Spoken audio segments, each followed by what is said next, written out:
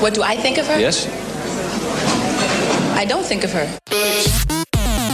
Glass of red wine and a swisher. I think you get the picture. Here I go. Read about that in the New York fucking Post. Hello, we're late to darlings. recording this podcast because I've been chasing a fly around my apartment for like how many minutes now? At least the last 15. Yeah, well, I'm not the one who asked us to smoke a joint before recording. How does that even relate to this Because I'm conversation? fixating on the fly now. It's your fault. That sounds actually. like your symptom. You're complaining your about my fault. time management skills, and here you are giving me weed knowing that there's a fly in the apartment. What I'm complaining about is that if you're going to fixate on this fly, you should just be spraying it constantly with that little thing you had. But it broke, so there's no luck in that anymore. Yeah, because you broke it. How did I break it? I saw you pick it up and break it before I picked it up. You're trying to sabotage me. Eat guys. hot chip and lie. That's the theme today, girls. Yeah, just like a man. So I am local gossip Joan Summers. This is your local artist, Matthew Lawson. And this is Eating for Free, the podcast recording live from the absolute edge of the internet. Oh, now you're going to drink a La Croix. LaCroix. Yes. I won't call it that either. Just like but a San Diego. I have to say that because people get really mad when we say LaCroix. Do they really? Yeah, it's supposed to be LaCroix. Like Roblox is Roblox. No, it's We're just going to be Roblox. It's Roblox and it's LaCroix. LaCroix. La Croix? A oui, La Croix? I would like a La Croix for my dinner party. Can you tell the heat wave is affecting our brain chemistry? Yeah, no, it's fully melted my brain. It's leaking out of my ears. You got the flies here. You Peter. can't look at it. Flies here. Stop. Peter. It can sense your fear. Closing it on me. It's like that. What was that? Oh, there it is. What was that alien? What was that alien movie where they could like the sound? Fly? The sound. What? Where it was the sound. Any little Season sound. 4 of Westworld? No, any little sound like attracted the aliens, and the Navy's that like war criminal was in it, and his wife, Oh my God. John Krasinski, Emily Blunt. The sound was it Quiet literally- Place. The Quiet Place. I never saw those movies. Yeah, we are in the Quiet Place right now, and this fly is now circling above us with a machete. So while like, we talk looking to kill, just like in the plot of that movie, it was I'm sure. a horde of flies with machetes chasing John Krasinski. Well, the more we talk, the more chance the fly In has Cincinnati, to go maybe? in our mouth, and then we can swallow the fly. Why would you wish that on me? That's so I don't wish it. It's just that we keep disgusting. talking, so it's going to fly into our mouths eventually. Okay, well, wig. We today have a very special Hot Topics episode because rather than Hot Topics, we are doing a hot topic. The only hot topic if you are a white gay person on Twitter between the ages of 20 and 40 at the moment. Peak demographic. yes. Actually, no, 25 and 40 because like the TikTokers are still talking about Addison Rae's mom going on Then had that done date with the that. guy who isn't G-Eazy, but Young like has Gravy. like a white rapper with Young like an Gravy. alphabet. Young Gravy, Yeah, yes. I there remember you go. because I don't want to. Is he a rapper? Yes. Yes. No, he is. But he does other things like they all do, which is social media influence. Wow. Which is garden variety Yeah, so they're content. still talking about that. They don't care about this, which is kind of interesting if you think Well, about because it. this involves Harry Styles. It's and Zillennials and 40-year-olds are the only I was going to say the only talking people that care about this. Harry Styles, I think. Yeah, people who were like a Gen Z does not care. assigned vulture reader at birth, like are really invested in this because they have nothing else to live for. Also, like, Olivia Wilde. I mean, and Florence Pugh. It is like a lot of Venn diagrams Florence going in. Pugh. I literally had to ask you legitimately how to pronounce your last name. I I was like, think wait, it's Pugh. It's Pugh. But I kind of want to say like Puh. Puh. Florence Pugh. I mean, she did go to boarding school. I do think that it is like only fair that we pronounce her name with like a fancy accent. Is it Florence Pugh already enough? Pugh? Florence Pugh. So today we're talking about a news story that has, you know, like I said, captured everyone on the internet who was like assigned AV Club, assigned Vulture, assigned Variety at birth. We're talking about the Don't Worry Darling press conference. Now, Which is a movie that exists. yes, so before we even talk about this, can you just tell me at least what you understand about the plot of this movie? I have been staying distant. Like, like the two plants colliding in Melancholia, I'm like the moon from the back. I'm like, okay, somewhat this is important to people. You're not me, watching though. the other planet like hit it raw, but like in the reflection of your sunglasses. As I'm Like, walking fastly away. Yeah. So I understand there's a movie that Olivia Wilde, who's Jason Sudeikis' ex, that I only really know because of the show, the one where Jason Sudeikis, I believe, right, did the whole like, we talked about documents, this. everything at Yes, the film we'll get into festival, that. et cetera, et cetera. Olivia Wilde made a movie with Florence Pugh and Harry Styles. Correct. I know Shia LaBeouf was allegedly going to be in the role of what Harry Styles is So we're playing going to get now. onto that. What's the plot Am I already making of the it too movie? No, what's the plot of the movie? I don't know the plot of the movie. Psychological thriller is all I hear. Well, I get into this. Can you look up the plot summary just so that we have it? Let's get the Wikipedia. Because Wikipedia. I actually don't know either. All I know that Wait, is you have no like, idea and you have it's 20 like if pages the of notes bell. on It's this? all the. It's like if the bell jar made like don't like a comparisons. nuclear movie.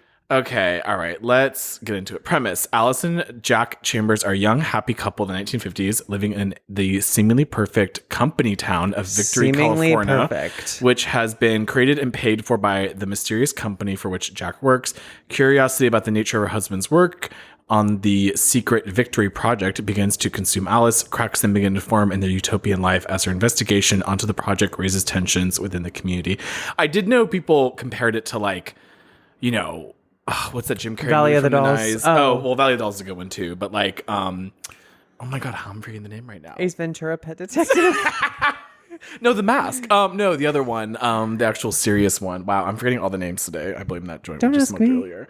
Oh, come on, Truman Show. There we go. I was waiting for you. You were because so I wanted mean. you to suffer in silence on the podcast here. I wanted you to know that you're alone, that I'm not in allyship with you. It's giving performative. It's giving projection. Yeah, no. So now that we know the premise, let me kind of get into what's going on. So for those of you who like have probably seen some variation of this story on the internet, Olivia Wilde was married to Jason Sudeikis, suddenly was with Harry Styles, but still with Jason Sudeikis, files for divorce from Jason Sudeikis. They're lovey-dovey in public. Jason Sudeikis is acting like a misogynistic divorced man. He gets her served with custody papers on stage while she's premiering the trailer for this movie at CinemaCon. And that starts a cultural backlash to Jason Sudeikis, but also against Olivia Wilde, because Larry's, which are a fringe conspiracy group, which are sort of like the QAnon. Don't you bring that into They're this. like kind of like the QAnon of the like One pop Direction. fandom world. Yeah. They start actually hating Olivia Wilde because Jason Sudeikis is correct, because men mistreating their ex-wives in front of their children is good, I guess, if it means that Harry Styles will leave her, because Harry Styles is actually in a now decade-long love Completely affair secret, completely covert. with Louis Tomlinson, complete with stalking, harassment, doxing, breaking into government files, and fake pregnancies. Do we know where Louis Tomlinson even is at this point in Unclear. human history? I feel like I've not seen her. Probably saying something really sleazy to a girl who does not know his name. Now, besides all of that, this movie is coming out. It also stars Florence Pugh. In the news cycle, Florence Pugh is like the main wife, and Harry Yes, Styles she's playing the the main husband, character. and they're the main couple in this company town. There's other people in it. Olivia Wilde's also yeah. in the movie too. Chris as an Pine, actress. Olivia Wilde is in it. Nick Kroll is in it. Some other Oh, the Nick Kroll D-listers. stuff is its own. We'll get separate there. Side quest. So Shia LaBeouf was originally playing Harry Styles. Yes. It comes out he gets fired. First, it's that scheduling conflicts. Then it's because of probably violent behavior on set.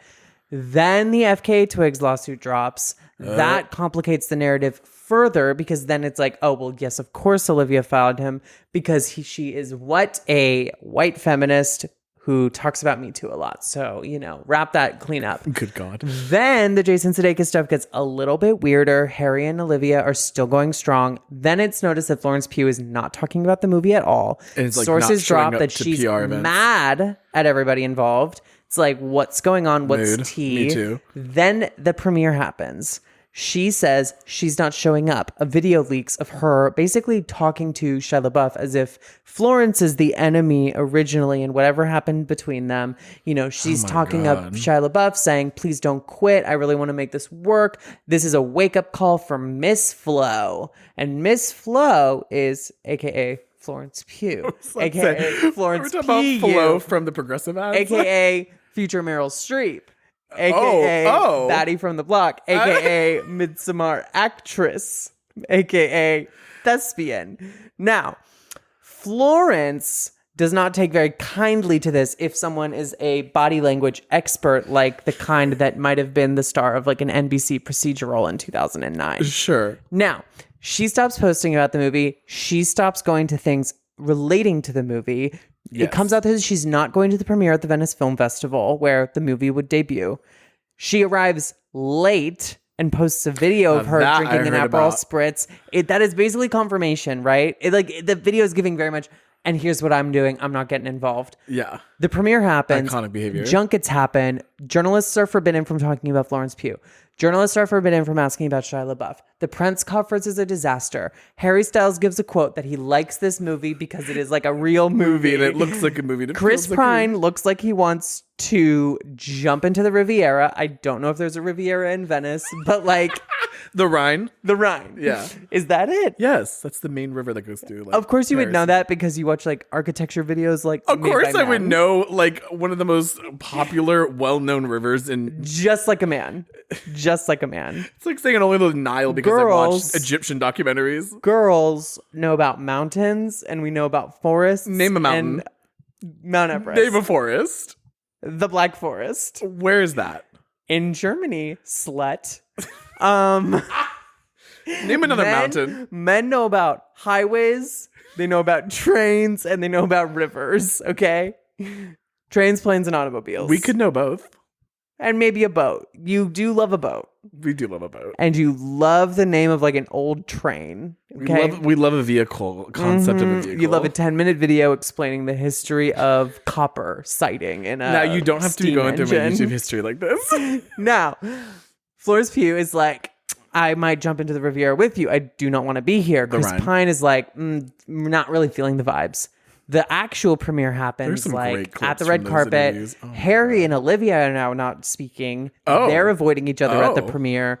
Florence refuses really, allegedly, to take pictures with Olivia. It's like kind of maybe alleged that her stylists posted photos of her outfit with like the caption Miss Flo. Lots of Did drama. they actually say Then Miss at the Flo? premiere, Harry Styles appears to spit on Chris Pine. Chris Pine refutes this. Okay, I had to keep seeing those on Twitter yesterday. Like, Yes. Harry Styles did not spit Gay on Sports Chris. Center. It was Gay Sports Center on the timeline a couple days ago. Now, that's like the very basic outline. I was about to say, we haven't even gotten In to the all notes of yet it, here. in This is all of just- that, you might have like picked up one or two. But what really happened is so much deeper than Oh, all of mama, this. do we have a deep dive? Now, before we get into the real meat of everything, I have thought a lot about how to structure this episode because a lot of people have been talking about this. And in recent days, especially, there has been a resurgence, especially among men on the internet, but also girls too, because girls are also susceptible to sexist propaganda, mostly written by men, but also written by themselves because women can be foot soldiers of the patriarchy as well. About how maybe Olivia is lying about, how Jason treated her at CinemaCon. Maybe she deserved it. Gotta Maybe go that she's far actually out. a horrible person and everything that's bad is happening to her. She deserves, justice for Larry, justice for Harry. What does she deserve? A Justice bad for movie Florence rollout? Is that Pugh. what- Obviously, Shia LaBeouf is now involved in all this. That casts aside, right? There's a lot of moving pieces to this. And really what I would like to tackle is instead of the like juicy gossip, right? Like let's really approach this from a classic eating for free angle of, breaking down all its component parts and really understanding how this story became what it is now rather than what is actually happening. Because I think more than anything, the Don't Worry Darling press conference and debacle around this press tour is more illustrative of how gossip gets created Yes. than about any sort of truth in Hollywood. And again, and how the assigned vulture reader at birth, Twitter, likes to spin it, likes to propagate Yes, it, likes and make a to meme out of perceive it. things. And we participate in that in our obvious comedic, journalistic, communistic, media literistic way. But Come on, medialistic.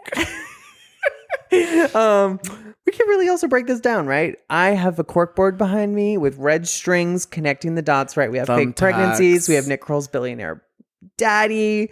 We have Florence Pugh's private school upbringing. We have Olivia Wilde's commentary about vaginas, and menstruation. Vaginas. It was like my body was fighting that word. You're just saying my vagina, body was but- fighting the phrase Olivia Wilde talks about vaginas. Like, it just did not want to say it. It did not want to be in it. It did not want to live in that moment. It did not want that truth assigned to it. And it refused. And I fought through it. And now here we are. So let's break this down. So I'm going has to just it go all. by all the different bit players in this story. Okay. And we're going to talk about a little on how each of their careers looked coming into Don't Worry, Darling. Because if we don't understand that first, this whole story doesn't really make a lot of Because sense. they started working on this before COVID, right? Yeah, this was announced in 2020. It was in talks in early 2020 after Booksmart. Booksmart came out in 2019. We'll get into that. And then it was solidified with its cast in 2020. So let's get into this. So Florence Pugh, let's talk a little bit about her. So she received like this outpouring of love and affection after her career turn in Midsommar, a movie I still have not seen for valid reasons. You really don't have to. She is then backed up immediately by an Oscar-nominated appearance in Little Women. She is the most praised performance in that movie, even though Saoirse Ronan is the lead. Timothée Chalamet is doing his best praying mantis impression throughout. They even made You're right, pants though, to you're fit right. his little twig body, and I think that is so inspiring and so body positive. She also then starts to date Zach Braff publicly, much to the dismay of that her was a teen, moment. tween, and adult fans. And these people, her fans, who like kind of spring up around Midsommar, right? The A24 industrial complex works really harder strikes than the gold in the devil. lithium mine, you know, and like Strikes gold in the lithium mine. and just brings up this pure diamond of Florence Pugh. You go to the lithium mine for the gold, but you get a diamond. Okay, I'm Yes. following. Yes, I mean, I that is assume the diamonds are worth more than A24 gold movie and- making process. Absolutely. Now, she might be a blood diamond, right? But Well, because Ari Aster's involved, yeah. they can, spin it. The fame generation machine starts cranking. People are like, yes, Midsommar. Yes, hating your boyfriend. Yes, murdering your boyfriend. Yes, It was sewing just him up so, inside like, of a bear. not that good of a movie. Yes, wearing a flower crown. We love this. It's the That vibe. really was everything. It's somehow about feminism. It's somehow about being a millennial. It's somehow about Donald Trump. It's somehow Okay, about it's not that. sexism in America. No, I'm saying the Even though they're not in cultural- America, but I'm yeah. saying the cultural attitude around Midsommar TT. becomes emblematic of a lot of Sure. larger Culture cultural war, anxieties. politics. Yes. Yes. Those movies Me not too. specifically about that, but the culture anxieties and conversations happening in 2019 all kind of alchemize. That's another one. Alchemy. No, it's alchemize. The alchemizing verb tin. for alchemy is alchemize. Okay. Yes. They all She was crystallize into Florence Pugh's star turn. Thank Now, you, YouTube video essayists. this is going back to Zach Braff. So all of those fans, right? The like All the way back to permanently Scrubs. online A24 fans who love her also love posting on TikTok and Twitter about their opinions. And they're posting a lot of photos of them together. There's a lot of age gap discourse about her and Zach Braff. People are yeah. like, what's tea? What's good? Like, break up with him. We hate you. Like, date women instead. Date us. And I get that. Classic. She also, like I said, has a somewhat scandalous appearance shortly after Little Women in Black Widow, which was universally panned both by critics and audiences. Audiences more so because of sexism and also because Marvel's a bad company. And critics because it's a terrible movie and Scarlett Johansson can't act. Now, there is a scene in which she is blown up by a missile. And it is leaked early. Yes, you haven't seen the video of Florence Pugh getting hit by a missile. I'm on the way right now. Florence Pugh. Like, look up Florence Pugh death. missile video. But you have never seen this. It was literally all over Twitter I'm and the sure server when it happened. I have. Fans praise iconic Florence Pugh showing stars starting with April. Oh wait, here we go. Are you seeing it? No, I'm not finding it. Wait, It's what's fine. it from We'll again? talk about it a little bit later. Now, because of her rising profile, Don't Worry, Darling was the first in a slate of Oscar contenders that Pugh has buzzily been cast in. She's also going to be in Oppenheimer and famously Dune Part 2. Now, after Little Women, it was like Oscars, Oscars, Oscars. And people are like, what is she going to do next? Now, this is really important that Don't Worry, Darling is the first of these 3 movies because it intersects with Olivia Wilde's own career trajectory, which is a very pivotal thing to this story. If it was any other director but Olivia Wilde, nobody would care about this. But it is specifically because it is Olivia Wilde that this is a really big deal. Now, her inclusion in Dune Part 2 is also bolstered a little bit because she's previously worked with Timothée Chalamet in Little Women, and she is a part of this young, rising A-list Hollywood generation, right? We always are like talking about, oh, they don't make stars anymore. They don't make celebrities like they used to. And for the most part, they don't because Julia Roberts never had to deal with Twitter in the early years of her career. You know, Julia Roberts didn't have to post on Instagram. George Clooney was not on TikTok, right? Like, it's just different now. God, they weren't. But if I am talking about this ensemble of rising A-listers that are our age, I would say I'm talking about Zendaya, I'm talking about Florence Pugh, I'm talking about Timothée Chalamet, I'm talking about Amanda Stenberg, I'm talking about Anya Taylor-Joy, and as much as I hate to say it, some of the Euphoria cast, but mostly MAGA Barbie Sydney Sweeney, and unfortunately Tom Holland. Like, they all have either appeared in each other's movies or are on similar projects or doing very similar things, existing within like a very similar cultural niche. I see exactly what you mean. Now, her position within this cultural conversation is very much of a up-and-coming cult fave A-lister with everywhere to go after Midsommar and a generation who is like basically primed to reference her as their all-time favorite, you know, girly forever because of the age that a lot of people were when Midsommar came out and that demo specifically within A24, right? It's like very much the kind of thing I think with A24 movies. You see this with Hereditary too. Also an Ari Aster joint where like people are always going to forever, you know, Toni Collette's been in a million things, but like now it's not, oh, Toni Collette from Muriel's Wedding. It's Toni Collette from Hereditary, right? Yeah. It's like Florence Pugh from Midsommar. Like that is a reference point now for a lot of people. Career defining role. And there's like people who have like burned their DVD players down replaying Midsommar. I don't know if DVD players exist, but like it's a real thing. There are, if they exist. There are people on Twitter right now fighting to the death in the replies of some tweet with a Midsommar PFP. Like, it's for real. I don't understand it.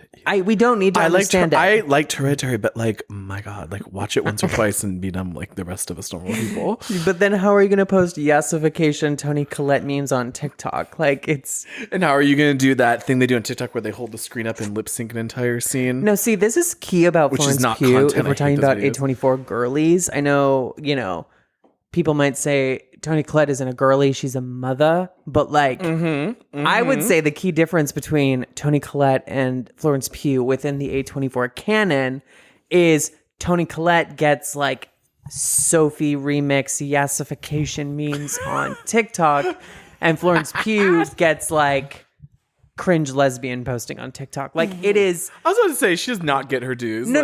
But that's what I'm saying. Like you're not seeing like a yassified Florence Pugh. No, you're absolutely not. Absolutely not. Like it's probably the age, and distinctly the face shopping. But it's also Sophie because remix. like gay men act strange towards older women specifically. But I'm just. Well, that's a separate I think that's a key conversation. difference here if we're talking about like what it's all giving. Now, I do think that she's giving very much Meryl Streep, giving very much Julia Roberts in like their early careers, you know, where they were like these young girls who just like came on the scene and they were like, I'm here now. She's stewing. She's formulating. I'm here now. I'm going to be an A-lister in 20 years. Go watch me in Mystic Pizza. Like, thanks, girlies. Now, obviously not doing the similar projects at all. Someone also posted on our server that she is giving very much Kate Winslet early career. And I think that that's also a really interesting possibility. thing. Now, let's move on to Olivia Wilde. So, Yeah, what's Olivia Wilde came from... Pour one out, guys. A Fox drama called House, which was about a doctor named House who did drugs and was generally not a good person. Wait, what did she do in House? It was giving like very much Nurse Jackie, but for straight people. Isn't Olivia Wilde like 28 years old? Huh? How old is Olivia Wilde? She's like in her like almost, I think she's in her 40s, doll. Really? Yes. I don't know why I thought she was so much younger. Why did you think My she was God. younger? Well, I think it's just dating her. Did you watch House? No, I saw a little bit of it and I was always irritated. Oh, she's 38 years old. Yeah. Okay. Yeah, 10 years older than Harry Styles. So wait, what was she? Because She was like one of the 20 doctors. years old at yeah, this she was point. one of the doctors. Oh my God. Yeah. How did you?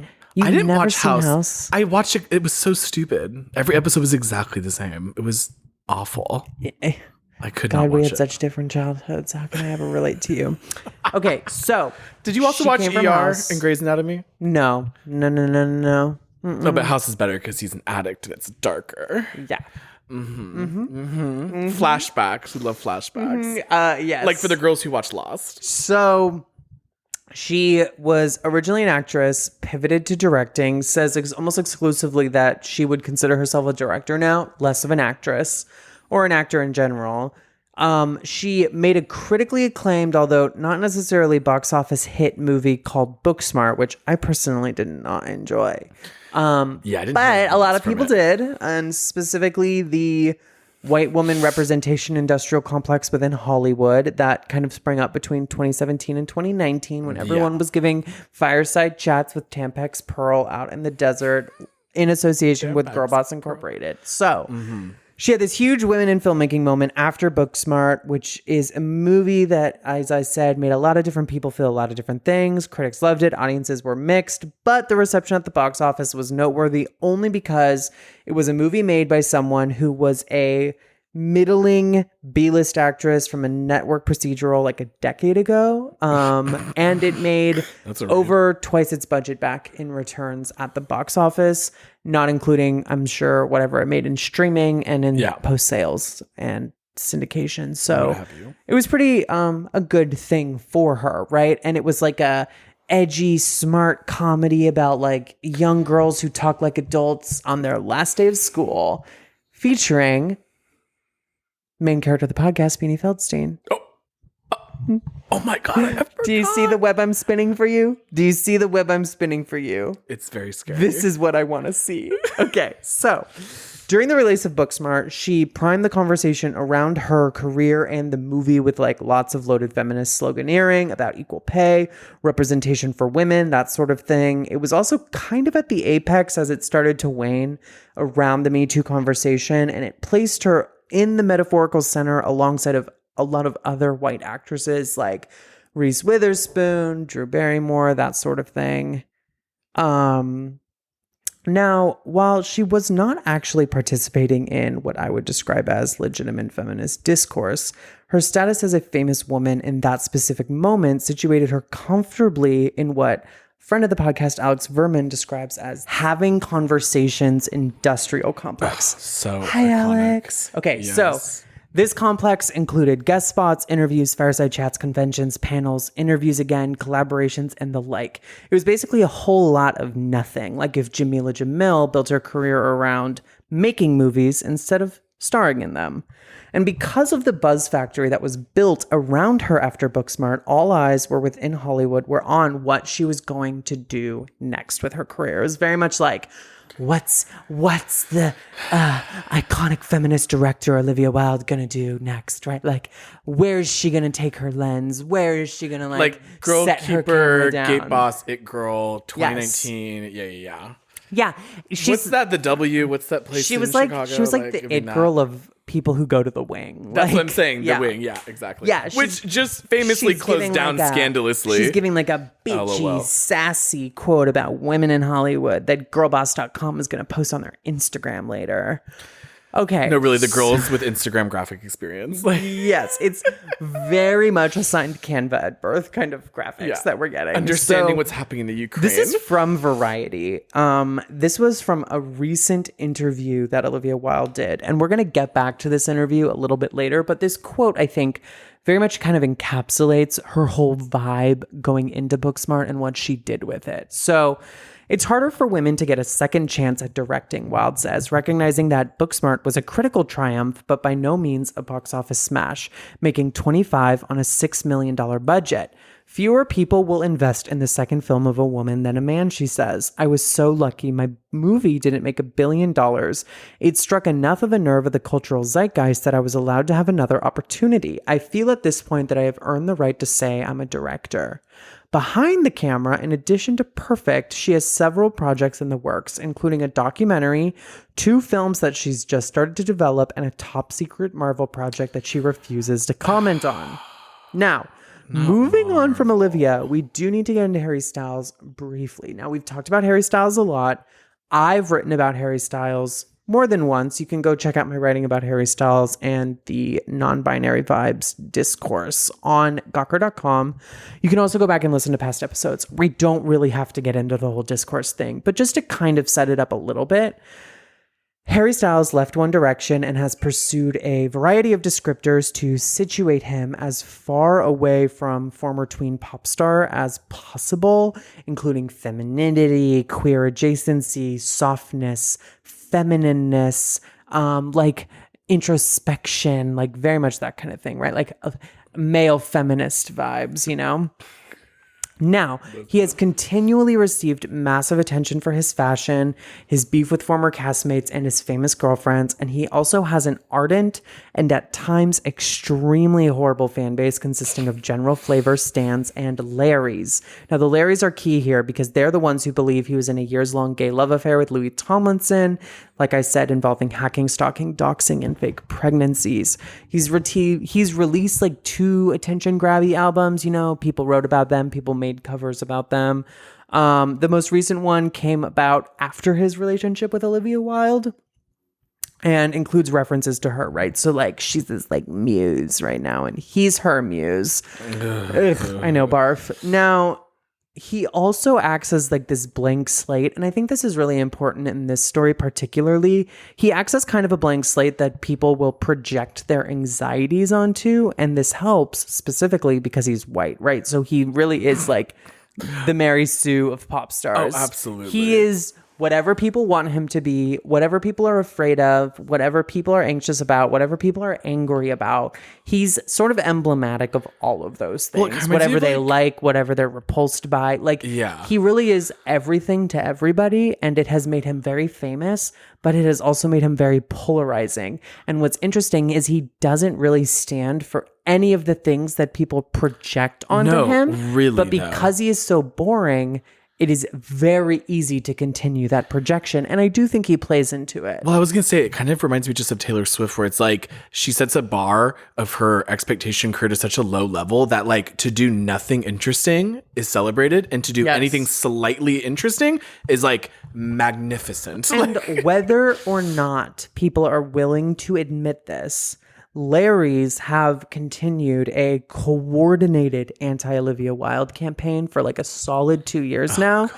And a lot of the conversations we have on the internet about Harry Styles are participated in quite frequently by his like Uber fans who are posting these conspiracies, who are sending Olivia Wilde death threats, right? Like, even though you and I are sensible individuals who can make our own opinions about Harry Styles and do, and a lot of people else and then move on and live our lives. A lot of the times when he's trending, the like majority of those tweets are like those stan accounts. Homophobes and Larrys.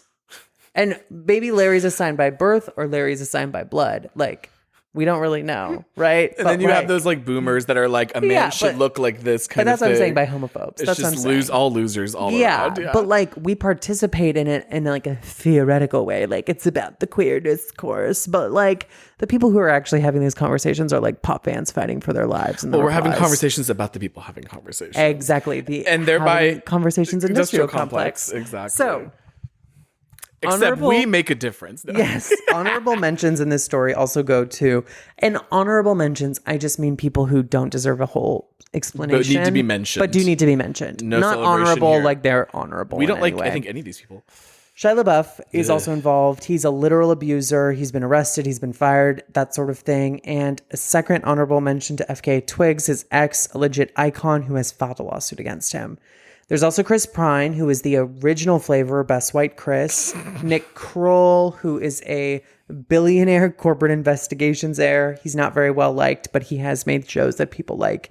And Timothy Chalamet, in a red leather catsuit, and he dresses mostly like a Floridian widow throughout this story. Now, Joan, the fact they actually wrote that out in the notes specifically.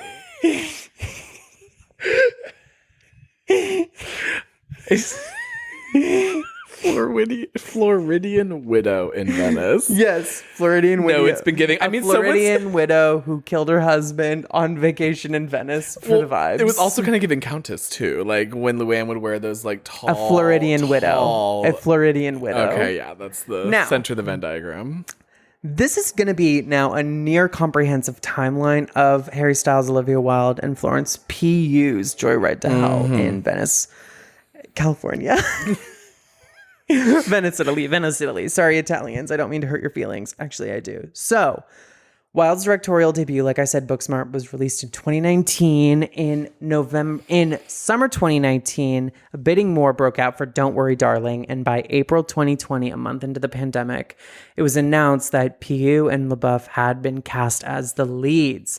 However, after a little bit of radio silence throughout the next couple months, in November 2020, Olivia Wilde and Jason Sudeikis had broken up.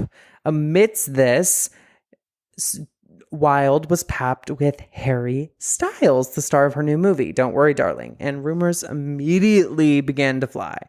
Sudeikis later appeared at the Golden Globes in 2021, a month after the appearance together, like first real public appearance by Olivia and Harry. He appears at the Golden Globes in a hoodie, looking like the saddest divorced man on the planet. Many speculated he was on something when he accepted awards, mostly because of his speech pattern. He was kind of like looking really strange, kind of swaying, looking super out of it. I think the like insinuation that he had to have been on drugs is pretty weird when like beer exists. But regardless, I think it is safe to say he was not in his best state at the Golden Globes. And if you look at the video, you will definitely get the impression that this is an incredibly divorced man. Now, he has later said in interviews to GQ years after that I was neither high nor heartbroken. It came off like, this is how I feel. I believe in moving forward. I wore that hoodie because I didn't want to fucking wear the fucking top half of a Tom Ford suit. I love Tom Ford suits, but it felt weird as shit. Now, we're moving on because who fucking cares about Jason Sudeikis? Now, here's the really important part. In that very brief span of a year between when the movie gets optioned, the bidding war breaks out, LaBeouf gets cast, and the divorce happens. So, amidst all of this, Harry Styles has replaced Shia LaBeouf in the movie, whom Wilde fired for apparently violating her, quote, zero asshole policy, as Variety reported. Red flag. LaBeouf was fired sometime before sources claimed the two hooked up, the two being Harry Styles and Olivia Wilde, sometime in October, which was a month before the split was officially announced. So sometime between September and the end of October, LaBeouf is moved off the project and Styles is moved into the project. Amid all of this, allegedly, Harry Styles and Olivia Wilde's affair begins, or their relationship begins. I see. And then a month after, they're officially split, her and Sudeikis. So like basically three major things happen at once. LaBeouf gets fired, Harry Styles gets cast, and Jason Sudeikis and Olivia Wilde get divorced.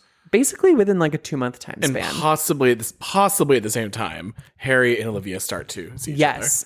They were either the catalyst for the breakup, or it was the sign that they were genuinely broken up. And also, I guess we don't really know if they started being together before the casting. Yes, and they have both remained silent on that. I'm sure they will never tell. Will not be indulging in any speculation, although Jason Sudeikis' comments kind of make it seem like at least the story he once perceived, those two fully were fucking on set. I mean, it doesn't really matter at this point, It doesn't matter, but we do have photos. So...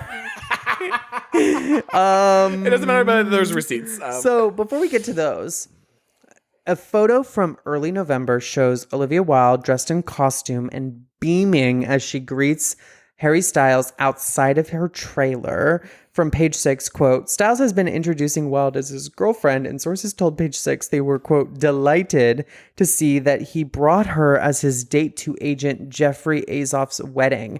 During filming, Styles holed up at pal James Corden residence where he was able to keep his budding relationship with Wilde under wraps. That was from November 2020 in Page Six. I see. So allegedly, Harry was staying at James Corden's pad so he could get with Olivia and not get papped in Hollywood. What a horrible combination of events. Yeah. Like staying at James Corden's house? I kept the James Corden introduction secret for all of you because I did want the jump scare to land effectively. It was absolutely like terrifying. the chill run down your spine. Now, what does James Corden's house look like in Palm Springs? I'm sure it's a house of horrors. I was about to say, let me also I'm Google. sure there's shit streaks on the toilet. Okay. I'm not saying the literal shit streaks. I'm just saying, like, metaphorically speaking, it is that kind of jump scare where you go in and you're like, right? Like, I'm sure there's like a blue couch, right? I'm sure there's like a really cruel looking black cabinetry in the kitchen. Like, I'm sure there's like a black and white tile. Like, don't look this up. Don't look this up. Well, I don't have pictures of the inside the toilet per se, but I do have pictures of the outside the house. It's just some other mid-century modern. There's a blue door. It's like I'm right about everything. Okay, these interiors legitimately look fake. Yeah, they're fake, babes. Babes. Vibes. I was going to say, what is in the medicine cabinet of that man? That's what I want to know. Anyway. Back to LaBeouf. In September 2020, LaBeouf was fired. Sources claimed to Variety that it was about scheduling conflicts until, again, Classic. Variety broke the news in December 2020 that he had been fired. Now, this is from Variety at the time. Quote, Wilde didn't respond to requests for comment for this story. LaBeouf's publicist declined to comment. A representative from New Line also declined to comment on the matter. A source close to the film says he is not an easy guy to work with, adding LaBeouf was, quote, off-putting to those associated with the project, particularly Wilde, who is known to build collaborative sets with a, quote, zero asshole policy. From Variety also, last week, Wilde was among many women. This was from November 2020. Wilde was among many women who lent their support to social media to FKA Twigs, the singer, dancer, and actress who dated LaBeouf for roughly a year after meeting him on the set of Honey Boy. Last week, Twigs made headlines after she filed a bombshell lawsuit alleging sexual battery against the actor and painting a lurid picture of the former Disney child star who was accused of verbal and physical abuse ranging from violent attacks to strangulation. Some of the disturbing allegations in the lawsuit include LaBeouf knowingly infecting FKA Twigs with an STD and shooting stray dogs with a gun to get into character for his film The Tax Collector. Ugh. It's extremely dark, and we will move on from there because we do not need to linger on that. Now, in a recent interview, I do think this is really important to note, and we will get back to the timeline of it later, but Wilde has revived all of this and painted a different story. And I do think it's important to place here because I know Shia has a response to the 6 different stories of what allegedly happened between September and October of 2020 vary drastically. So Wilde says, quote, I say this as someone who is such an admirer of his work. His process was not conducive to the ethos that I demanded my productions. He has a process that, in some ways, seems to require a combative energy, and I don't personally believe that it's conducive to the best performances. I believe that creating a safe, trusting environment is the best way to get people to do their jobs. Ultimately, my responsibility is to the production and to the cast that I can protect them. That was my job. Then LaBeouf has disputed this, and in a recently leaked video has said that he quit of his own volition, and Wilde can be seen in this leaked video, which probably came from LaBeouf's people, if we're being honest. The video has not been attributed to anyone. It kind of just like appeared out of thin air, really, if you look into it. Oh. But it's probably LaBeouf. Have you seen it? Yes. Okay. In the video, Wilde is basically pleading with him to stay on the movie.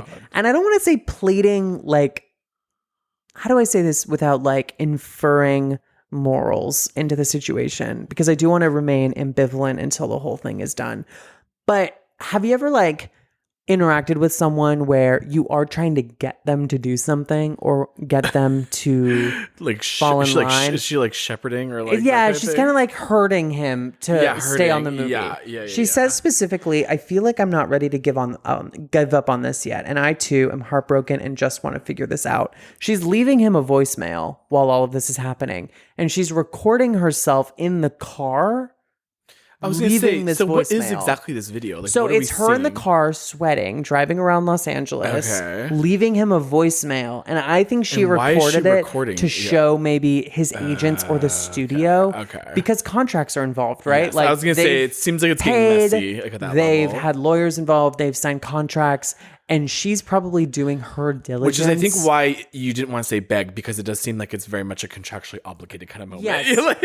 She's like, please stay, because we literally can't go through all this work. What she says is not great. And what she says is horribly sexist and easily misconstrued. But I think it is important to note that she has legal and financial obligations to the studio. Yes. And for her to say that the person who they optioned the movie on, right? There was a bidding war for this movie and she gets LaBeouf and Pugh. Yeah. The studio wants LaBeouf. So she's now showing them, I've done everything I personally can to get him to stay. And it's on him. It's not on me. Yeah. Is how I read it. That's what I would do as well. This is a similar situation. The way that she does it and the notes that she plays in that conversation are, to me, very indicative of her general working style and probably like, why this is all coming around to bite her in the boss. ass. Like, this is like your manager, right? Like, So she says, I'm not ready to give up on this yet, and I too am heartbroken and I want to figure this out. You know, I think this might be a wake-up call for Miss Flo, and I want to know if you're open to giving this a shot with me, with us. If she really commits, if she really puts her mind and heart into it at this point, and if you guys can make peace, and I respect your point of view, I respect hers, but if you guys can do it, what do you think? Is there hope? Will you let me know? is this the beginning of Miss Flo? Like, when did that start? This is the beginning of Miss Flo. Oh, so a couple this of is weeks where ago. This is where the Miss Flo thing came. Now, I personally have a theory that Miss Flo was not Olivia Wilde's original nickname for Florence Pugh. I don't think so either. I think it is probably something that LaBeouf said.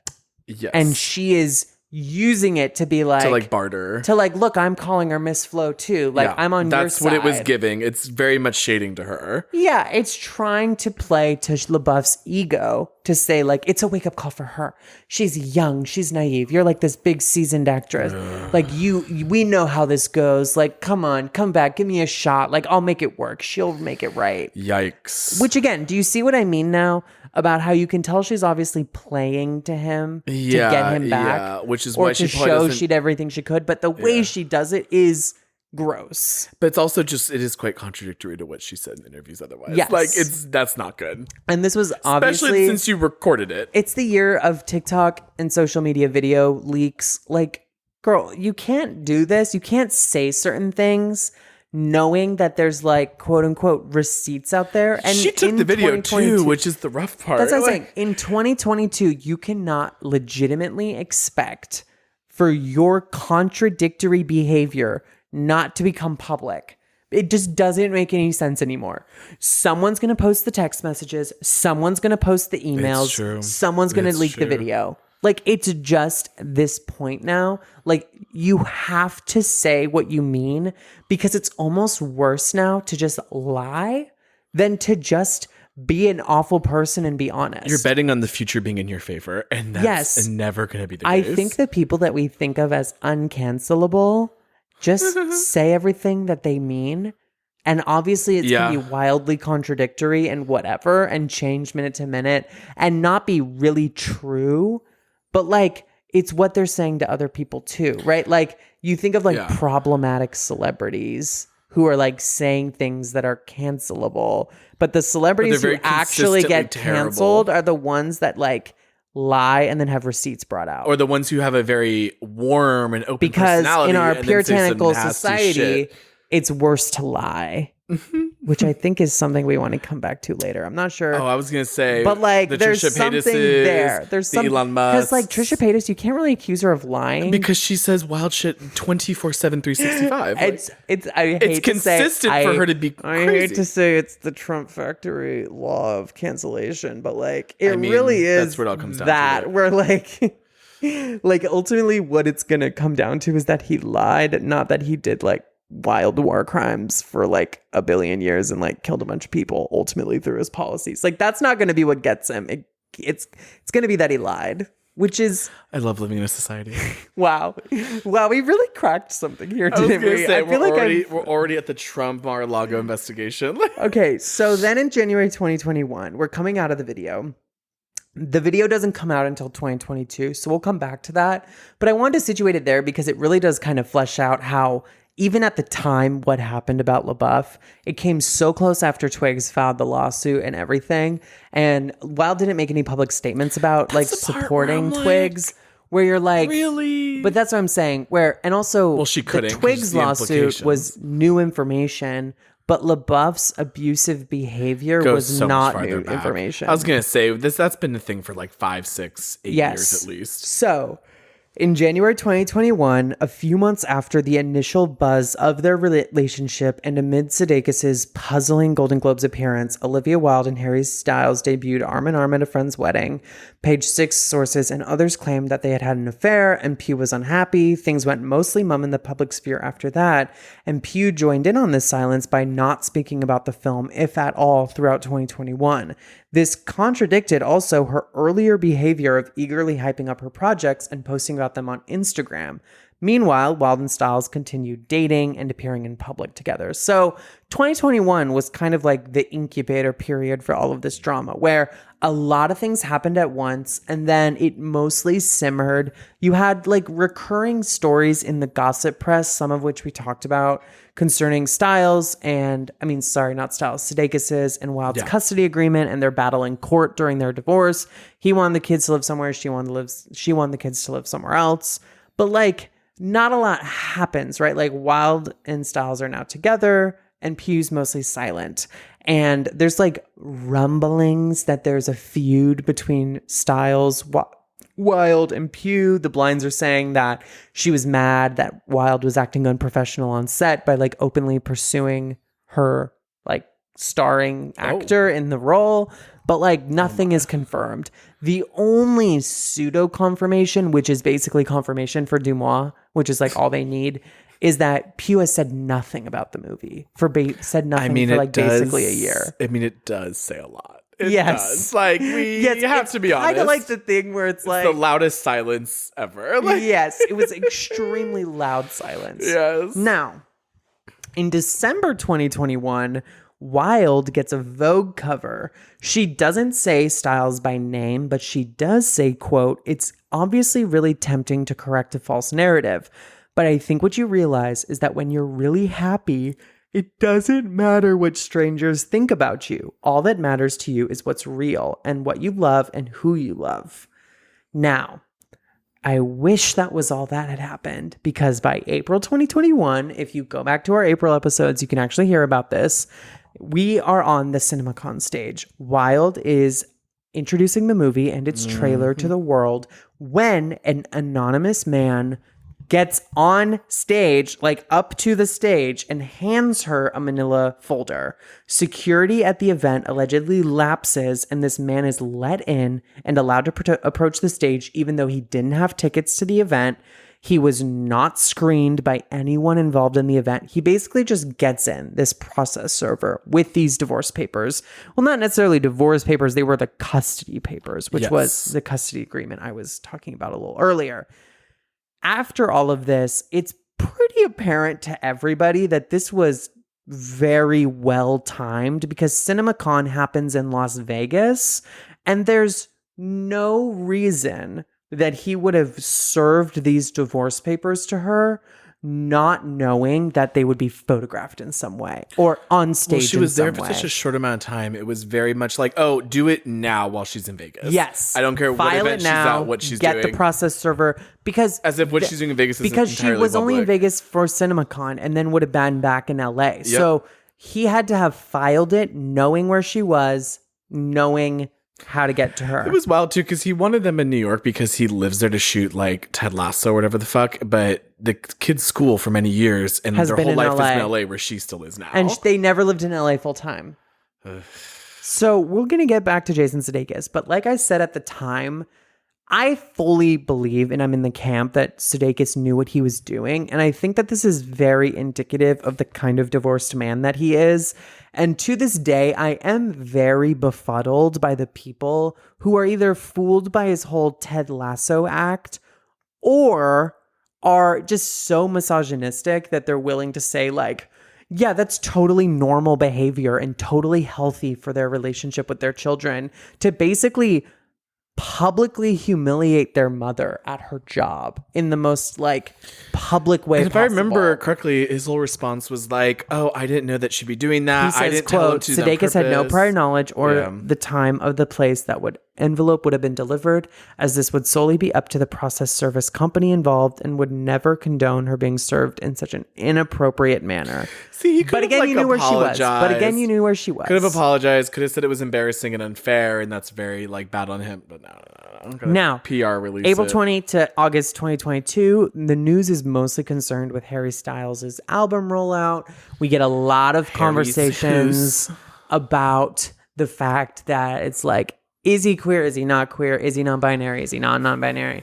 Is he gay? Is he not gay? It's just a whole lot of bullshit. And we're still in those trenches now. And really, the big key news not all that of us are happens in those amidst all of trenches. this is that Florence Pugh breaks up with Zach Braff. But we don't talk about that because I guess people don't care anymore. implications. Even though it was like 1 million TikToks made about it at the time. Now, Nobody cares if there's 1 million TikToks. Wilde, in August 2022, and this is where I quoted her earlier from Variety, gives an interview to Variety. Quote, Pugh, who had been declined for this story, her publicist said she's filming Dune Part 2 in Budapest. The she's filming Dune excuse comes up again, so keep that in your brain. I like that Was trope. initially in talks for the role of Bunny, the supporting character that Wilde ended up playing. But after a lunch together, Wilde walked away knowing that she'd found her Alice. At that point, Pugh's Oscar-nominated turn in Little Women hadn't been released, but we knew she was a superstar, Wilde says.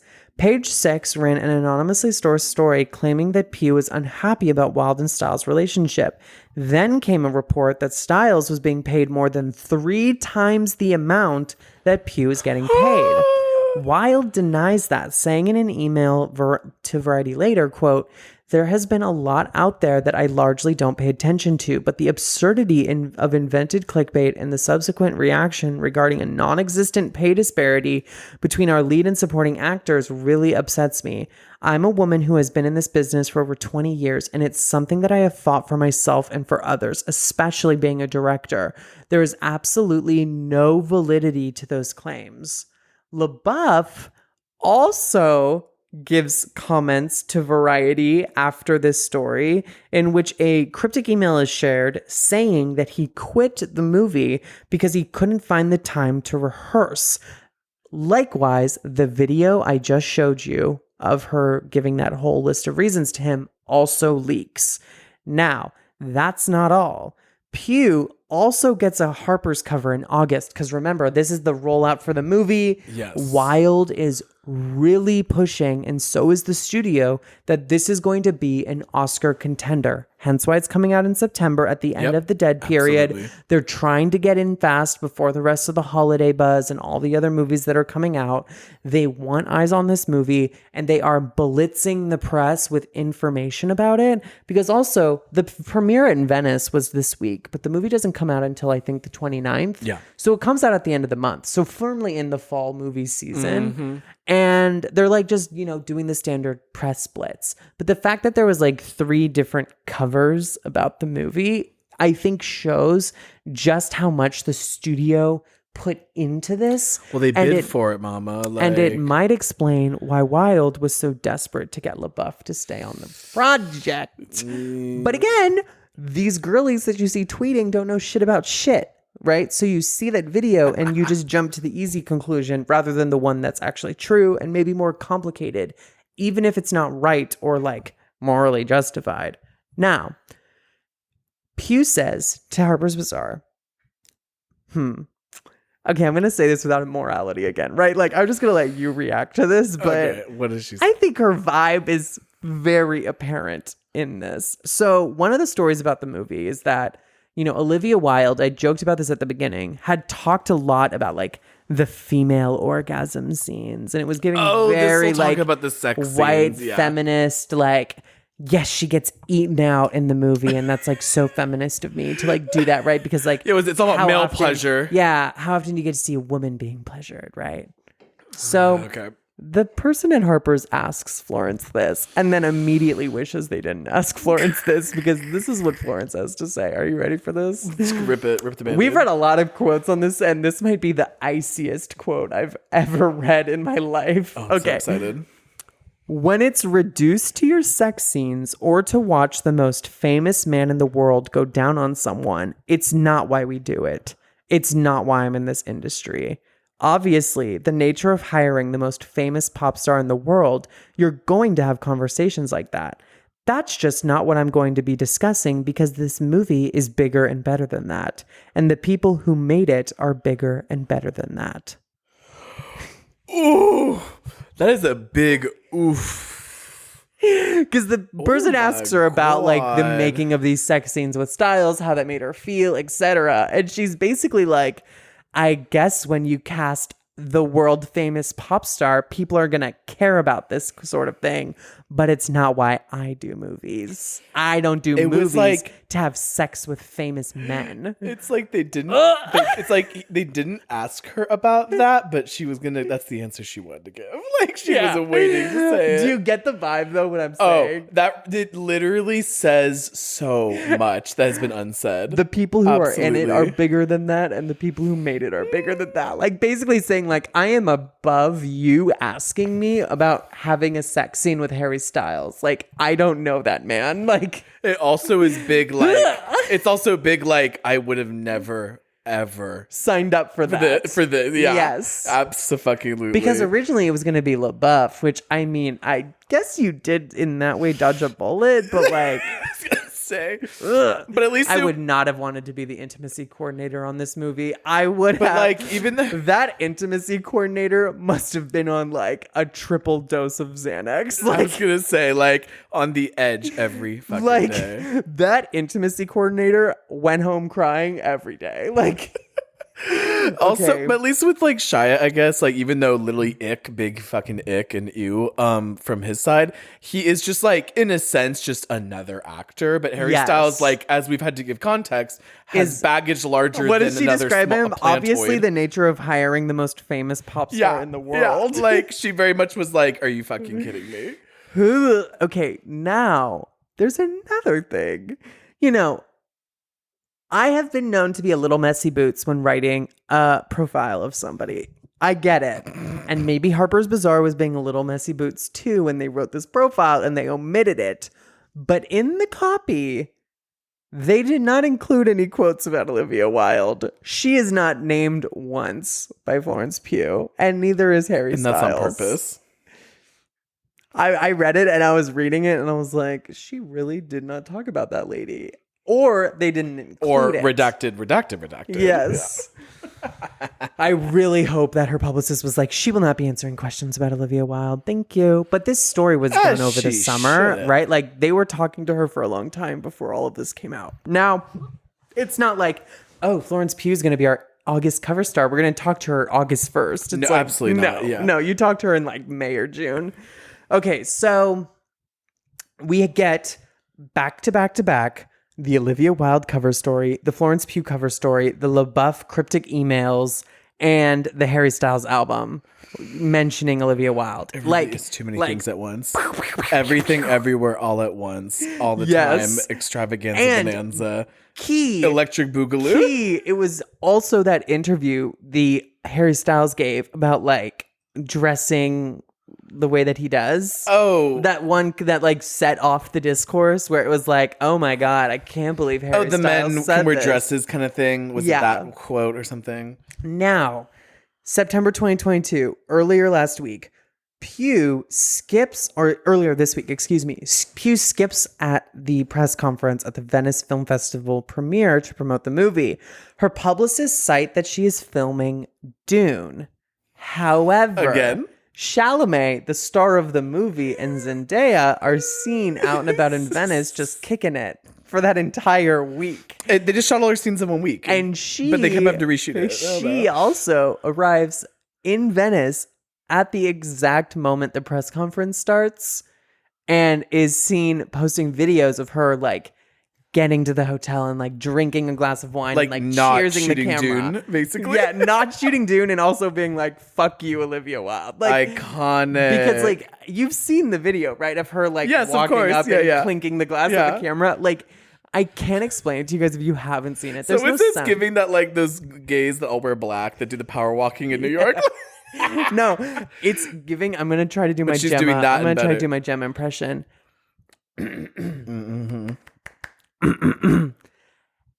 And here's what I'm doing. I'm not getting involved.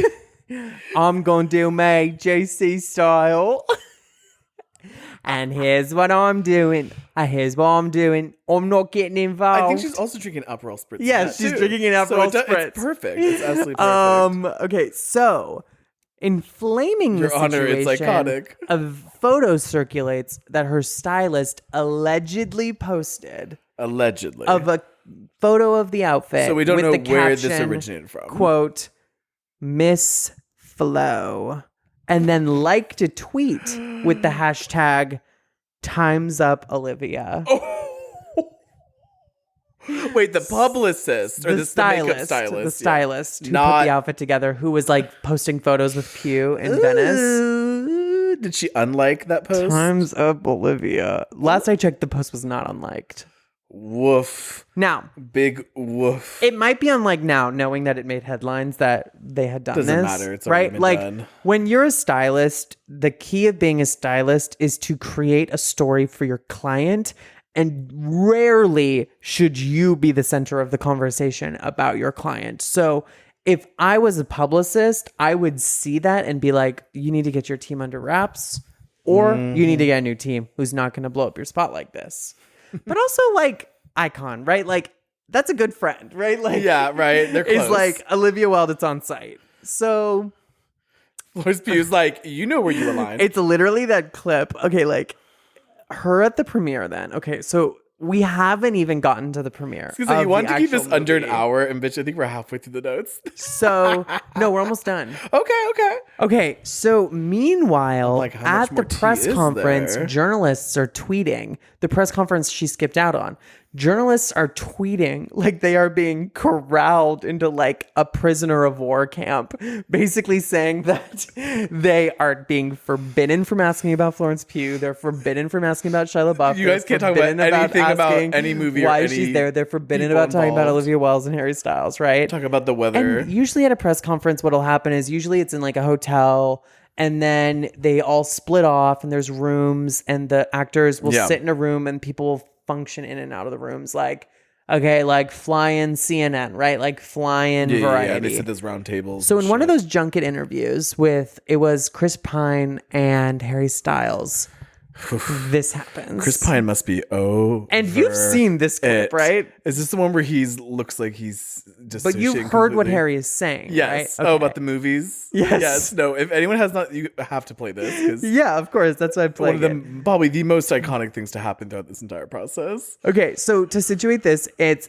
a backdrop, and Chris Pine zoomed in on him in like a white blouse, long hair, coiffed to one such side. a look, honestly.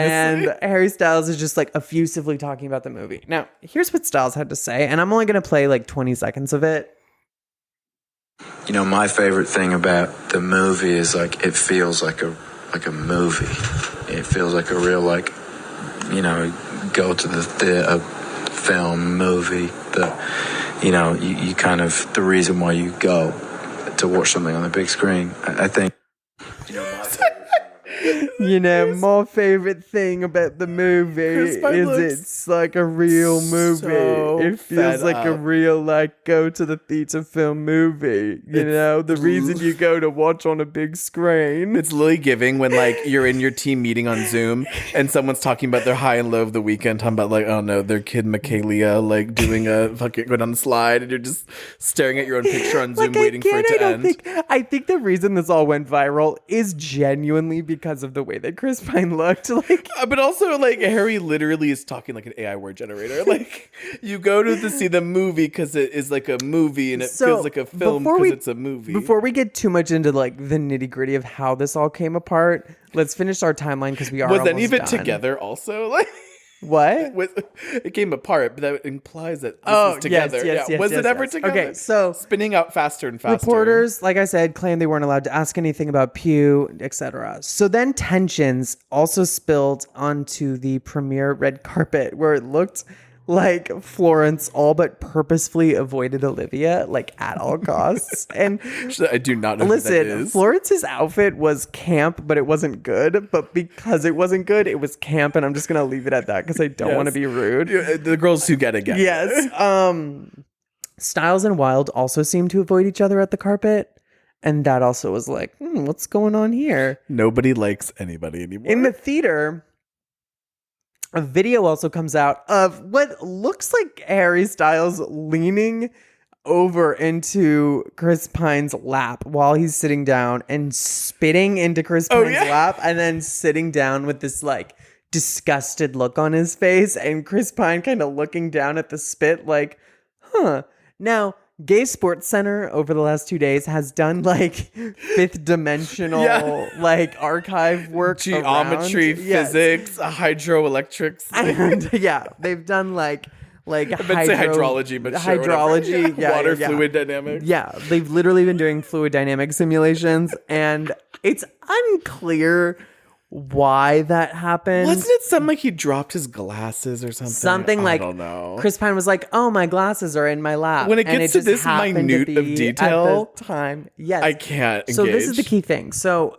at this point, I really do like what Vox had to say on the matter, because I mean, like, not to quote Vox on the podcast, but they said, quote, "At this point, the line between media scrutiny, actual drama, and projected discord is indistinguishable." Exactly. That's exactly what it is. What does seem true is that these people are all actors and have done a poor job acting, like everything about this movie has been standard. To add to the trouble, critics who screened Don't Worry at the Venice have given the movie mixed reviews. I was about to say all this for like a solid 72% Rotten Tomatoes. No, a 42%. It's a 42%. Is it really getting a 42%? It's been universally panned. Wow. Everyone is okay, and this is the real kicker. and Wow. I mean, this is more feminist than anything Olivia Flop Wilde has ever said. painted. Everyone's like, this is a shit movie, but Florence Pugh is a star. Like, Oh, that's so sad. I mean, like, good for her, but like, it should have at least been kind of good. I just can't imagine Harry Styles being a good actor, though. have you seen the clips of him acting? It's scary. We're not going to play him here because we can't get into it. But really what I wanted to talk about is like the way that everything kind of comes undone during all of this is that the drama machine spins up faster than there is an actual news cycle. So people are making things up faster and inferring things faster than things are actually happening, right? So like And they're reporting on the fallacies and rumors. in a month span, we have like 3 covers that are very strange. We have the LaBeouf video. We have the disappearance from the press conference. We have the forbidden tea at the press conference. We have Harry Styles saying all of that nonsense at the press conference. And people are now like, there's drama here. We have to find the drama. So then they're picking apart body language. They're picking apart Which is when it all weird one-off devolves sentences that completely. they said like a month ago, 2 months ago, a year ago, 2 years ago.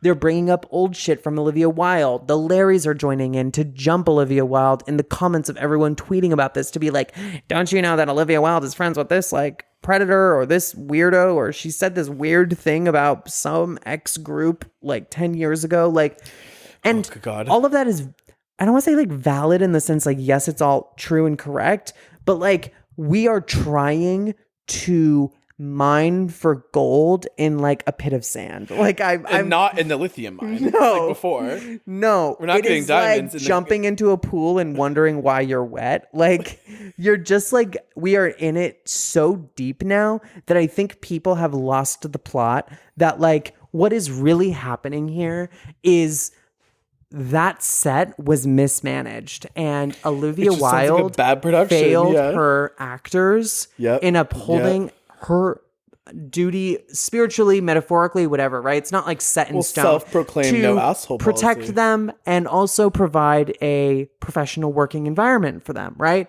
Everything about this has been unprofessional. Yes, people fall in love. Yes, men have fallen in love with their actresses on movies. Actors have also fallen in love on movies. This is all true. Yes, Olivia Wilde received way more scrutiny than men for getting with Harry Styles on the set of the absolutely. movie. And yes, that is because of misogyny. And yes, Olivia Wilde has done bad things. And yes, Jason Sudeikis is a fucking asshole and a weirdo and the most divorced man on the planet. But at its core, Olivia did not uphold a sense of professionalism. And from the looks of it, neither did Harry Styles. And Florence has been caught in the middle of all of Olivia's bad decisions. She's kind of given the most professional take on this whole thing. Yes. Like, she's not showing up has to work, but received all this because she knows what she would scrutiny. do. Like, But it is, I think what Florence has done is shown the world that she has too much to lose by getting caught up in this petty fucking bullshit. Which is interesting to me because Olivia has been in Hollywood so much longer than Florence, but is like in the muck, right? Because Olivia's whole brand is like feisty, honest girl boss, like queen slay. Like I'm a girl boss queen feminist who makes movies. And it's like, I'm going to say my mind. And like, yeah, men get paid more than women. And like, I have a double standard when it comes to movies. And if Booksmart failed, I wouldn't have gotten a second movie because of sexism. So I'm just going to speak my mind and be honest. But like, here we are. Also, it has bitten her in the ass. Yeah, absolutely. Because she has given everyone the most amount of ammunition to then turn all of this around. But on like her. you said, the Larry Stans and the homophobes and the misogynists also love that she was branded that way. Yes. Because even though we may not agree with that whole branding, she doesn't deserve outward hate immediately for it. But like they're going for her now. But also, like, Florence is honestly the one person in all of this directly connected to the movie who I think has been failed the worst. Yeah. Because she is an actress who, Olivia, for all of her talk of like uplifting women, and in all of her interviews, she like talks so nicely. In that Variety interview I read, she talks like for a long time about Florence and how great she is and how talented Women she supporting is. And women. she's a star. But like, it's kind of, I think, what turns people off to Olivia is that it is all bluster, but not a lot of real substance. Because it's one thing to tell people you're an ally, and it is a wholly different thing to live your life by the principles you preach in public. And it is one of those things I think we've seen so often with the whole white women Me Too Hollywood industry. Where it goes out the window like that. Yes. Because the veil gets second lifted. your friend gets ousted as a predator, or the second there's money on the line, or the second you get your big shot, those principles go out the window. And it's really wild to me that Olivia kind of fumbled it this hard because like she made her brand on saying one thing. And then when it came down to it, she could not follow through. I mean, it's like, I hate to say it, but it really feels like casting Harry Styles was like the mistake. Like it was the turning point. But I think because it looks like it's spiraling out from there, and you can tell Harry is just like happy to be there, quite literally, and everyone is like and it's like over kind of it. sad for Florence because she is this up and coming actress with literally everything to lose, right? Like this is the point in your career where you are either turned away or let into the golden doors. Exactly. And she has all this buzz. There's so much attention Because this would be like truly her like a big, possibly, it's obviously not going to be the case, box office breaking like main character lead role. Yes. I mean, Midsommar was that, but that was like, I mean, it was horror. And like a lot of people would not have seen that since movie. Midsommar, but for like an like, Oscar contending worthy performance. This is her first like big like dramatic formal outing. cinema with this This is like her capital first big C. dramatic outing since Midsommar. So people are excited for that. And like the fact that Olivia seemed more concerned with like finding my peace, hashtag finding And, my like, the truth. image of all this. And like getting dicked down by some pop star rather than like making a good movie with literally an actress who is going to go down as like our generation's like fucking Kate Winslet, Meryl Streep, Julia Roberts. Like she had an A-lister in her movie and she could not follow through with it. It's so shocking to me, right? Because No, like, it is. The more that I mean, after all of this especially, it really is a fucking clusterfuck. And I really do sad think to that if it see. was any other group of people with like the very specific cultural narratives, we would not be talking about It's a thing this. where it really is the perfect mix of all the weirdest people in Hollywood right Yes, now. Like, because listen, guess what? People get shuffled off of movies for bad behavior and just not working out or the studio's not liking them all the time. Directors fall in love with their actors. People hate their directors. People hate the movies that they're in. But it does not get this bad. And it is specifically because who was involved. And it's so cursed. interesting to It's watch cursed. something like from a distance. just for like a that. 40% Rotten Tomatoes. Yeah. Oh. Just really interesting to see it from that perspective and be like, wow, so this is really how it gets made. And it's sad because of also like misogyny. They will absolutely never give her anything again. Yeah. If this flops. Like they And might, who knows, but And because of the way the internet works, divorced from their context, all of the little components of this story paint very specific and also sometimes very contradictory things. And it is so easy, I think, for people who live in the like pop crave culture mill of it all culture to just war adjacent. create narratives about all of this that aren't true. Or not really based in like the reality of how Hollywood works, how contracts work, we how know sets all operate. this with the fucking I hate to bring the specter of it, like the Johnny Depp, and Amber Heard thing. It was like they reduced it down to like minute interactions, complete caricatures, and like fabrications of reality, and like all the motives were completely divorced from like anything we know about people in these positions of power and influence. Yeah, and it just and then it just spirals and spirals and balloons, and this is what the culture war has done to us, and our brains are mush. Yeah, like I would love to go back to all of their careers in like 5 years and see where they all end up, because like there's no way. And I mean, it's sexism, right? Because there's directors who have like fully harmed people, have like, And, like, had bombed. people get killed on their sets because of mismanagement. Yes. And have like made more movies. Yeah, And, or have like, made movies that because of make this, no I money. hate to say it, I cannot imagine that Olivia Wilde is going to have a smooth directing career for next No, year. I can't imagine either. Because it's not just that the movie gets panned. Movies get bad reviews all the time. It is like how embarrassing it has been for the studio, right? God, that video of her just saying like, please come back to the set, don't leave, don't quit. And then in interviews Lily saying he quit, it was bad, man. But It's I just also like, think in a way, you fucked it up. You fucked up. I don't want to say comforting, and we'll leave it here. It's not comforting, but it is, honestly, it does just like bring a sense of peace to me, at least, to know that the way that you and I operate in talking about these things is correct, insofar as what we are seeing is the stuff that doesn't get publicized, but is essential to movies being made. Well, like you said, it's actually just complicated. It's actually just very complicated. You have to factor in a lot of things at the same time. Movies we are cannot not reduce just like, it to these oh, like guys, one-time everyone's going to moments. show up to set X, Y, and Z, and then we're going to film No, a movie, absolutely especially not. at this level. No, with these kinds of people. Because she is filming Dune in Bangladesh or wherever the fuck Budapest. it was. Budapest, yes. Because Harry is on tour or something, and because And also, like, people quit or et cetera, et cetera. yeah, the video that we saw The studios is the kind all of have thing demands. that Hollywood depends on not getting out because Yep. it is essential to their movie making process. Yes. And we really don't want to know how the sausage gets made, because if we did, we would not be able to see movies the same way. Hell no.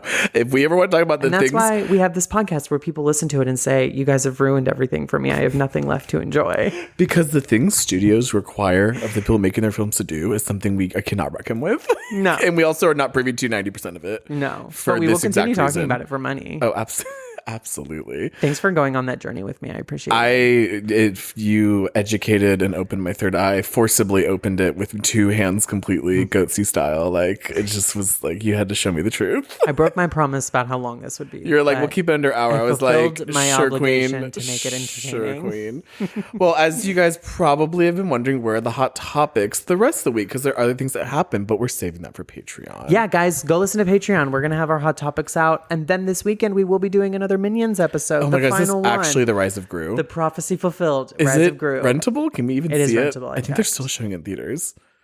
Should we like buy out the Alamo Draft House showing for like a matinee and be like, we just us It's two, going to be please. so Just let's bring our exciting in equipment. 2024 or 2023 when we come back and do Minions 4. Like, I will be pumped. No, for that. Despicable Me 4. Despicable Me 4. But then Minions 4 is probably coming at the same time. Yeah, it's already Minions 2, girl. Guys, if you guys are not on the Patreon, not gotten to the episode yet, spoiler alert, we kind of somewhat enjoyed Despicable Me 3.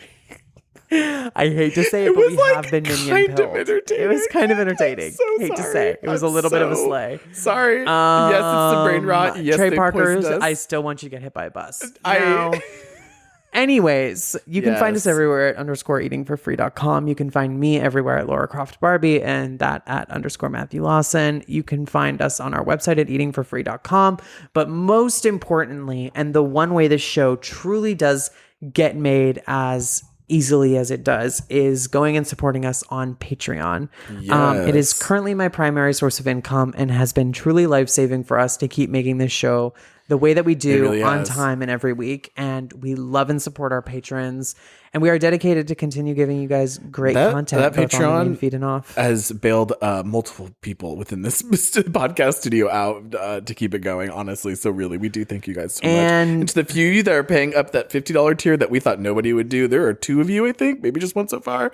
God bless. Love Thank you. You paid my support light bills this year. You definitely did not need to, but you did what needed to be done. And we are so happy. and Yeah, thankful. we're really trying to keep everything ad-free and within please. house and in our own control. And that is really the way that we do it. And we really appreciate you guys who support our work. So We need you. to do like one fake Casper or like, what's it, like a him, hers like campaign ad for like a minute, no better help. Oh, that's the worst one. Just to scare the girls and be like, no, if you don't want to see this again, go to our Patreon. You know what really scares me? I will never shill pharmaceuticals. Let me tell you, You know what really I don't care what they scares gave me? me. What? Going on the internet and getting pop-up blockers, which is why today we're sponsored by Surfshark VPN. AdGuard Plus can help you. Sorry, I do like AdGuard. I won't lie. No, They really take that. Yeah, if off. AdGuard Plus wants to subscribe, to pay for us to get free license keys, I would sell I would that do shit that. because AdGuard is something everyone should purchase. Fuck ads on the internet. Fuck Mark those Zuckerberg. companies. My God, if you going on the internet without ads is okay. This actually sounds like a real ad now. Mark Zuckerberg. An ad for blocking. Is there ads. like a Mark Zuckerberg ad blocker plus porn on Pornhub.com? I want I want like a thing that the automatically ad like guard check mark fisting Mark Zuckerberg I want to make sure every dollar goes to somehow like physically harming Mark Zuckerberg. Like I need you to confirm if that's possible. No. For every click, a brick of shit gets thrown through his window at his San Francisco mansion. No, through the Meta Mansion. The meta. 3, 2, 1. Goodbye. Come on, if you know the words, let's go. What do I think of her? Yes? I don't think of her. Glass of red wine and a swisher. I think you get the picture. Here I go. Oh,